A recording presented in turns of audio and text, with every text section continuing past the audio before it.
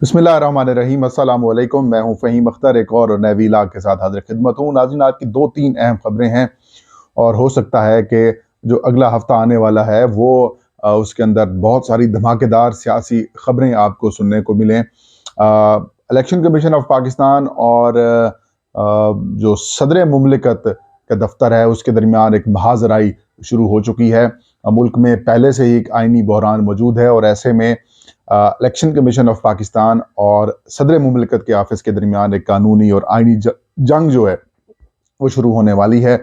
Election commission of Pakistan ने आज सदर मुमलिकत डॉक्टर आरिफ अलवी की जानिब से जो 17 फरवरी को उन्होंने ख़त लिखा था और कहा था कि 20 फरवरी को ऐवान सदर में 11 बजे इजलास होगा और उस इजलास में खैबर पख्तूनख्वा और पंजाब के असम्बलियों के आम इंतखाबात के हवाले से मशावरत की जाएगी।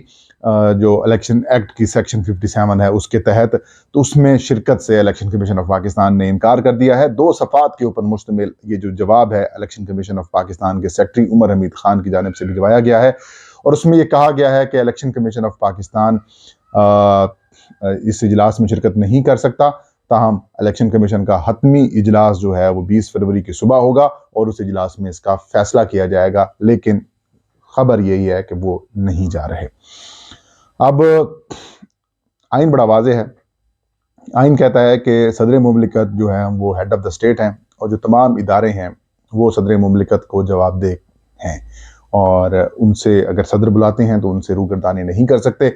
लेकिन इलेक्शन कमीशन ऑफ पाकिस्तान, ज़ाहिर है आपको पता ही है कि जिस तरीके से अपने इख्तियारात इस्तेमाल नहीं करता चाहता, इख्तियारात वो तब इस्तेमाल करता है जब वो तहरीक इंसाफ की हुकूमत के अगेंस्ट हो या फिर तहरीक इंसाफ के अगेंस्ट हो। Chief election commissioner Sikandar Sultan Raja साहब के आने के बाद इलेक्शन कमीशन जैसा एक अहम इदारा और चीफ इलेक्शन कमिश्नर जैसी एक अहम पोस्ट जो है वो ऐसा लगता है जैसे कि वो मुस्लिम लीग नून के पास चली गई है। उसमें सिकंदर सुल्तान राजा साहब नहीं बैठे, लेकिन उसके अंदर ऐसा लगता है जैसे शहबाज शरीफ, नवाज शरीफ बैठे हैं या आसिफ अली जरदारी, मौलाना फजलुर रहमान बैठे हैं।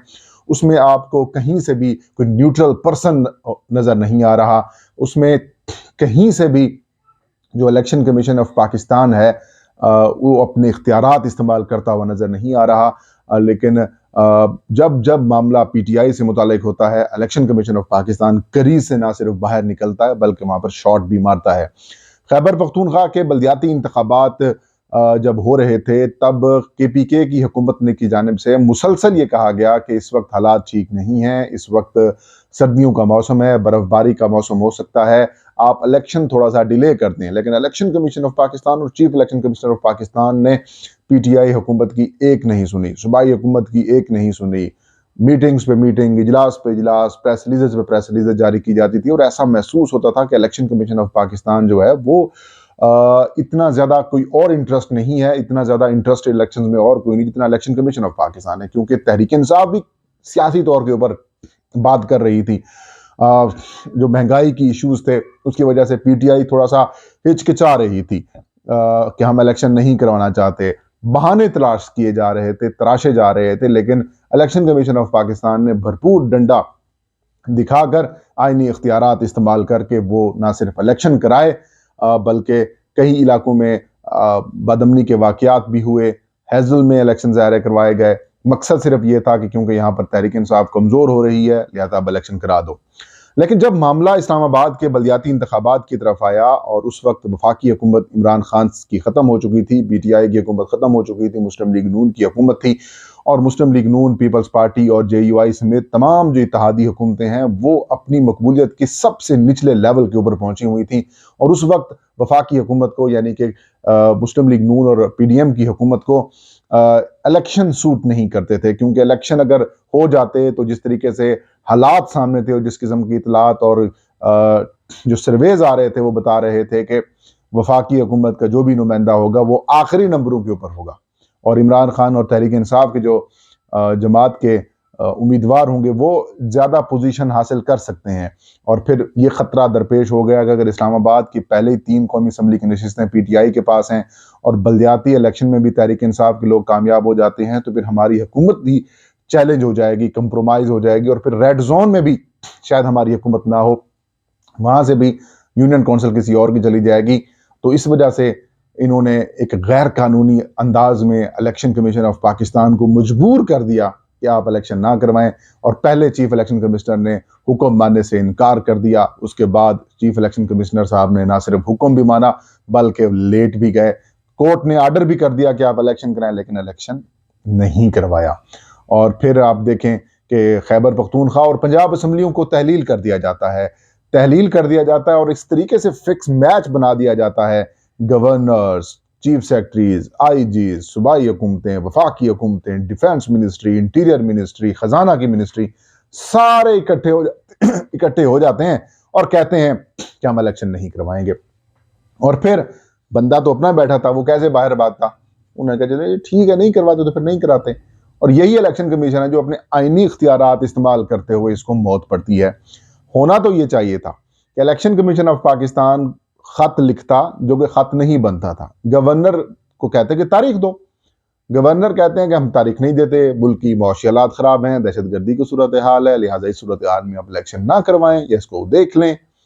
اور پھر کیا ہوتا ہے جی، گورنر صاحب جو ہیں وہ خط کا جواب دے دیتے ہیں مبہم سا. اب الیکشن کمیشن کی یہ آئینی ڈیوٹی ہے کہ وہ الیکشن کرائے گا. کوئی اسمبلی ڈیزالو ہو جاتی ہے تو 90 روز کے اندر. آئین میں یہ کہیں نہیں لکھا ہوا کہ بھئی جنرل الیکشن سارے ایک ساتھ ہوتے ہیں، کوئی اسمبلی پہلے بھی تو تحلیل ہو سکتی ہے. لیکن انہوں نے کہا نہیں جی ہم نہیں کرواتے. تو مطلب آئین میں اگر یہ شک ڈالی گئی تھی 90 روز کے اندر الیکشن کسی اسمبلی کی ہو جاتے ہیں تحلیل تو پھر ہو سکتے ہیں، تو پھر وہ ظاہر ہے کچھ سوچ کے ڈالی ہوگی نا. لیکن انہوں نے سوچا کہ نہیں یار اب ہم الیکشن کروائیں گے تو ہماری جو حکومتیں ہیں وہ بالکل، ان کا جو مقبولیت کا گراف ہے وہ بالکل خراب ہے. اب ہم الیکشن کروائیں گے تو ہم ہار جائیں گے، تحریک انصاف آ جائے گی اور پھر ہماری تو کہانی ختم ہو جائے گی. تو چیف الیکشن کمیشن نے کہا کوئی مسئلہ نہیں، ہم آپ کو سپورٹ کرتے ہیں. ان سپورٹ ایسی کر رہے ہیں کہ آرٹیکل 218 کے تحت جو ڈیوٹی ہے الیکشن کمیشن آف پاکستان کی، جو اونلی ڈیوٹی ہے الیکشن کمیشن آف پاکستان کی، الیکشن کرانا، گورنر کو خط لکھتے کہ بھائی ہمارے مطابق ہم نے الیکشن کروانا ہے، یہ آرٹیکل 218 ہے، اس کے تحت ہم یہ تاریخ مقرر کر رہے ہیں، اگر آپ کو کوئی اعتراض ہے تو آپ ہمیں بتا دیں. لیکن ایسا الیکشن کمیشن نے نہیں کیا. الیکشن کمیشن نے کہا کہ جی لیم ایکسکیوزز، ہم ہائی کورٹ جا رہے ہیں، ہم یہ جا رہے ہیں. پھر ہائی کورٹ نے بھی آپ کو کہہ دیا کہ آپ کنسلٹیشن کر کے تاریخ دیں. اس کے علاوہ اور کیا آپ کو کہتا ہے الیکشن کمیشن کو؟ انہوں نے کہا نہیں جی آئین کہتا ہے کہ گورنر کا کام ہے، ہمارا تو ہے نہیں. چلیں پھر ایک بیچ کا راستہ نکالنے کی کوشش کی صدر مملکت ڈاکٹر عارف الوی کی جانب سے. ڈاکٹر عارف الوی نے خط لکھ دیا ایز اے صدر پاکستان کہ بھائی آئیں 20 تاریخ کو آپ کنسلٹیشن کریں، سیکشن 57 آف الیکشنز ایکٹ. اس کے اوپر الیکشن کمیشن نے کہا دیں ہم نہیں آئیں گے، ہم نہیں آئیں گے. کیوں نہیں آئیں گے بھی آپ صدر مملکت صاحب جو ہیں وہ میرے خیال میں ان کے خلاف کارروائی کا سوچیں گے، کارروائی کا اس کو سوچیں گے. لیکن ایک درمیانی راستہ اور بھی ہے کہ صدر مملکت، کیونکہ گورنرز دونوں سارے جو ہیں وہ ماتحت ہوتے ہیں صدر مملکت کے، تو ان کو بلائیں اور الیکشن کمیشن کو بھی بلائیں اور ایک میڈیٹر کا کردار ادا کریں، فیسلیٹیٹر کا کردار ادا کریں. صدر مملکت ایوان صدر میں میٹنگ بلائیں اور الیکشن کمیشن کو کہیں کہ آپ ان کے ساتھ کنسلٹیشن کریں اور الیکشن کی تاریخ دیں. آئینی بحران پیدا ہو رہا ہے.